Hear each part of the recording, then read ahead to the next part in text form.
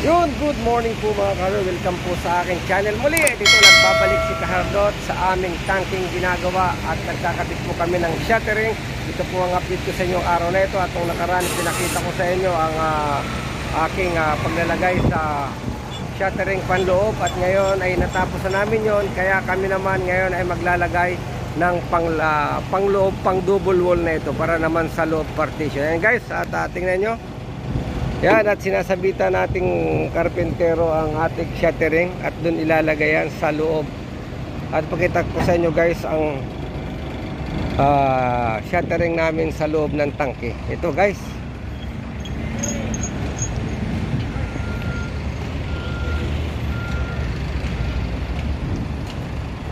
At yan mga kahardot ang shuttering namin sa loob. Ayan, hindi pa masyadong naka-align yan. At i-align, kita nyo naman ang takbo ng ating shuttering. Ayan guys, ang wall po natin, ang kapal ng wall natin ay 40 cm. Ang height po nito ay 5 meters. Ayan guys, at dito sa side na ito, kung makita nyo, medyo diretso na yung bakal. Pero lalagyan natin yan ng shuttering ngayon. At ito nga, itong loob. Ito yung loob. Naglalagay na sila ng mga suporta at ilalagay yung shuttering doon sa partition. Yan guys, tingnan nyo, naglalagay sila ng tie rods. Yan, less support pero napaka-heavy naman yan. Yan, hanggang doon na. Ayun, makita nyo, mayroon na tayong suporta sa gilid. Itong side na ito, at yan po ay i-align pa natin at lalagyan ng point.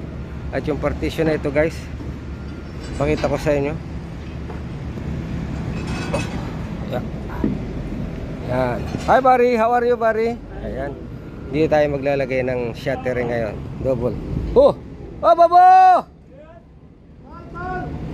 Tal, jowa, tal! Ayan, mahirap, ang taas guys. At balik tayo doon. Ayan, gilalim yan.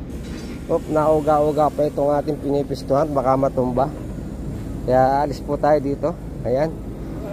Nalaglag ang nagbibideo, muskila. Ayan guys, at ayan, binibira nila yung shuttering na panlagay dito sa partition na ito. Ayan, dyan po ilalagay yan. Yan ang ating ang height po niyan sa loob ay 480 sa loob. 480 po yung height niyan. Plus yung slab, kaya ang finish po niyan ay bali 520 ang top of slab niyan. 520. 480 ang ating shuttering na yan. At 6 meters ang haba. And guys, doon po ilalagay yan. At ayun ang ating operator. Ayan guys. Oh, mahirap, matagal ang preparasyon, pero pag isinalpak mo naman ay madali na yan.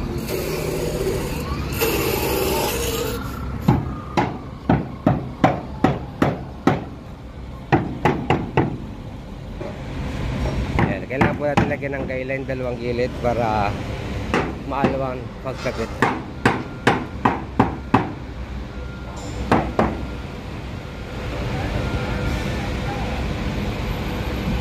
At ito naman guys, dito sa mga nagkakating na yan. Ang kinakating po niya yan ay ang tie rod. Yan po ang ating gagawin ng suporta doon sa gitna. Yan po ang pang-ipit ng dalawang shuttering para hindi para may ayos natin ang pagkabit. Kailangan po ng tie rod. Yung tie rod na yan ay bali may dugsong sa gitna.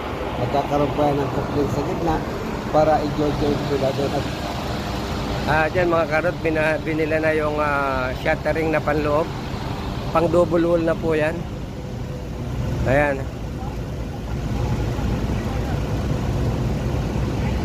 Ang taruhin na, wide na pa. Entay na, kursid. Ang tatali na, aywa.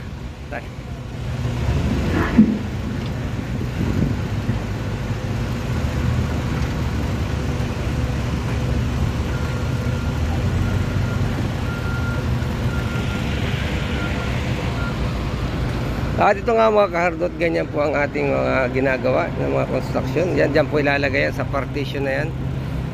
Ayan. Ang thickness po ng wall natin ay 40 cm ang kapal niyan. Ayan. Ba?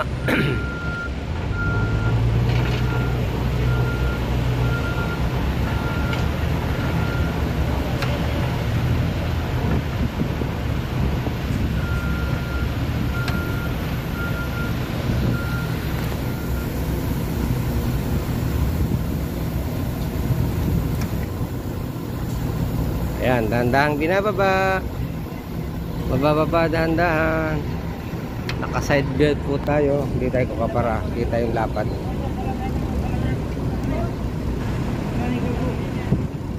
Badin, kalam, bara tayo.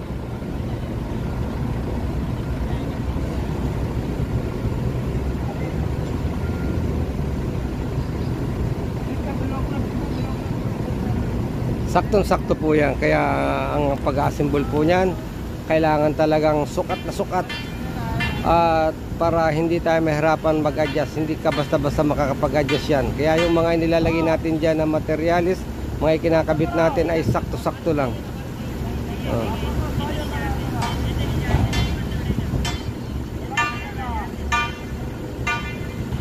Ayun, binababa na, dahan-dahan. Ayan. Sige. Down. Napakalwan po, di ba? Naka-system. At siyempre yung mga spacer block natin sa partition ay sakto yan. At pagka naibaba yan, sakto rin sa butas. Papasok yung ating mga tie rod. Pinaka-brace tie rod natin. Ayun. Hop. Ay, sinabitan na konti. Ayan, tuloy.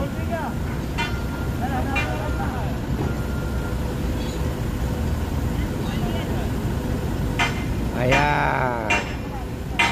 Kaunti pa. Ayun. At layo po na. Ayan guys. Ayan. Paglagay na ng double sila. Ayan mga tie rod. Ayun.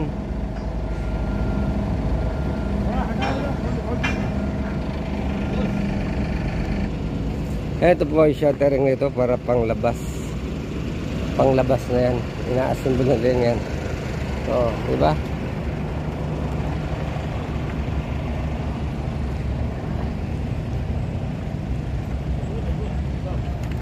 ...36 meters ang haba ng tangki. Ayan, hanggang dito na. Nalagyan na nila na.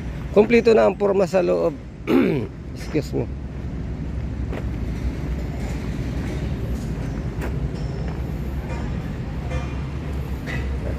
Kumplito na yan guys.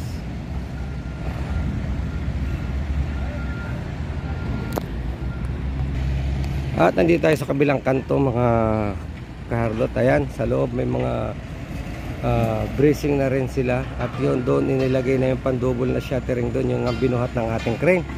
At yan guys, at nag-a-assemble tayo para dito naman sa labas. Ayan. At pag na-assemble natin yan sa labas na yan, makita nyo yung diretso, maglalagay na ng support. Ayan, patuloy po tayo sa panonood ng aking video mga kahardot. At abang-abang po tayo sa mga kaganapang pa nating magagawa. At yan guys, ang ating panloob na shuttering na ilagay na. At ang susunod naman natin dyan ay panlabas. Hanggang dito na lamang po at maraming salamat sa inyong panonood ng aking video ito. Hanggang dito.